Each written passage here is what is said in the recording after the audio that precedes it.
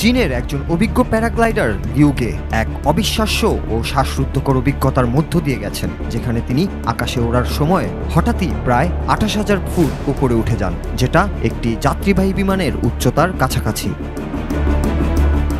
ঘটনাটি ঘটেছে 24শে মে চীনের কিলিয়ান পর্বতমালায়। লিউ গে তখন 3000 মিটার উচ্চতা থেকে প্যারাগ্লাইডিং করছিলেন। ঠিক সেই সময়ই পেছনে ভেসে আসে একটি ভয়ানক মেঘ, যাকে বলে কিউমুলোনিম্বাস।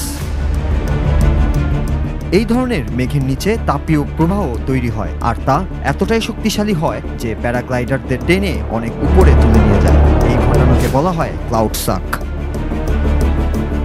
লিউ চেষ্টা করছিলেন নিচে নামতে, কিন্তু পারেননি। একসময় তার শরীর ও মুখে বরফ জমে যায়, কারণ সেই উচ্চতায় তাপমাত্রা ছিল -40 ডিগ্রি সেলসিয়াস। তার সঙ্গে ছিল না কোনো অক্সিজেন মাস্ক বা গরম কাপড়। অক্সিজেনের স্বল্পতায় শ্বাস নিতে কষ্ট হচ্ছিল, হাত পা জমে যাচ্ছিল, তবুও হাল ছাড়েননি লিউ। ওয়্যারলেসের মাধ্যমে মাটিতে থাকা বন্ধুদের সঙ্গে যোগাযোগ করেন তিনি। অবশেষে সফলভাবে নিচে নেমে আসেন। এই দুঃসাহসিক ভিডিও ও ছবি সোশ্যাল মিডিয়ায় ভাইরাল হয়ে যায়।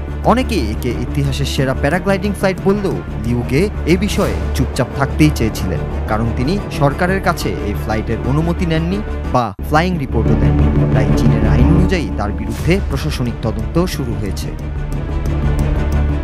তবুও এই দুঃসাহসিক উড্ডয়নের পর তার জনপ্রিয়তা বাড়তে শুরু করেছে। Noor Raju, Bangla TV news desk.